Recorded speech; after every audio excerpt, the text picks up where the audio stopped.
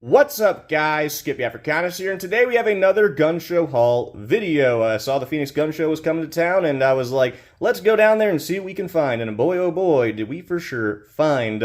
Now, not all the items that I bought are in the frame right now, of course. You saw the thumbnail.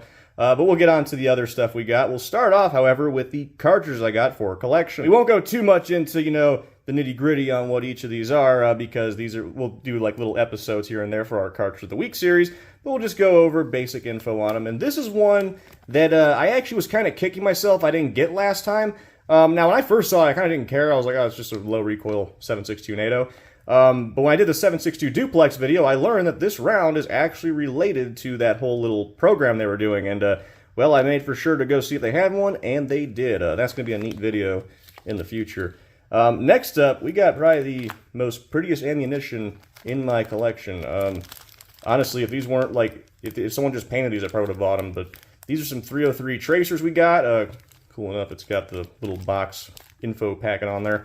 But yeah, it's just some 303 tracers. Now, they normally wouldn't be, on clips, but it makes for good display. Next up, we have this baggie of cartridges, and I'll just pull them out and say what they are as I get them. So now, I will say, the first one, I got gypped on this one, like hardcore.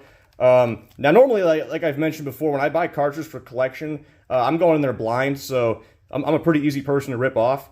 Now, I don't know if it's intentional. The guy that sells the cartridges, I've been buying from that table for years, so I think it might have just been on accident. This was 20 bucks, and like neither me nor him thought that's weird that a somewhat common round is that expensive. These are about $3 online cartridge collecting sites, but yeah, we kind of got gypped a little bit on that one, but still a pretty neat looking round. I've definitely, gotten some good deals, so I'm not too butthurt about it. Going on, though, we have this neat one, if I can get it. A 5.6 by 39 millimeter, a neat little Russian hunting cartridge.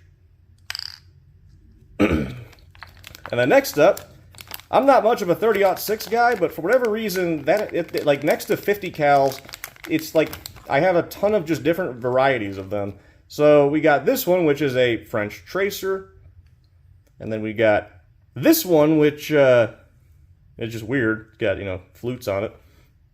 And then you might be assuming, hey, isn't that some high explosive armor-piercing incendiary like the 50 cal Raufoss is? Because it's the same color scheme, but it's not. It's actually a frangible, like lead Bakelite powder training round.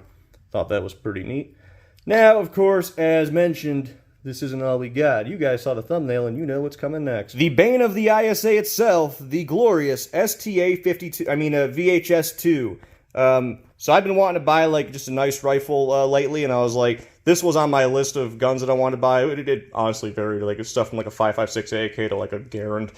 Just want to get something nice, new rifle or whatever. And this one, I simply could not pass up. Now, I also wasn't planning on buying said nice rifle like this week. I was going to like wait a few weeks, but they were selling this thing for $1,600. It ended up being about $1,757 after taxes. But that price tag, it came with a Vortex Crossfire red dot, came with a sling, of course, the case, and then it did come with, naturally guns come with magazines, but it came with a 30-round PMag. But seeing that it was coming with all that stuff and seeing how cool this gun was, well, I decided, okay, that's the rifle I'm going to get. Now, of course, I haven't shot it yet. I did clean and lubricate it, and I will say this thing's a lot easier to take apart than an AUG.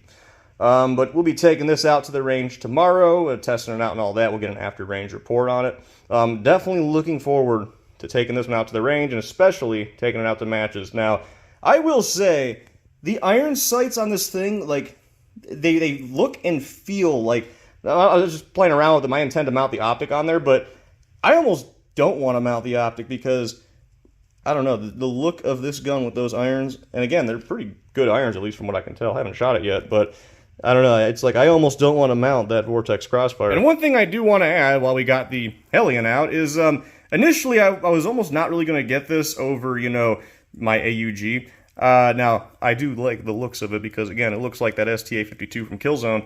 But, the length of pull felt kind of weird to me. And funny enough, I think the one that I was looking at, like, something was wrong with the stock because I couldn't fully collapse it. So I just assumed that the length of pull was pretty much like what it was. And anyways, I just took a look at it again today, and this one, the stock fully collapsed, and I was like, oh, okay, that's not awkward at all. So, yeah, but anyways, we'll be going over practically all this stuff in future videos, so be sure to stay tuned for that. But I hope you all enjoyed the video as much as I personally enjoyed making it, and I will see y'all next time.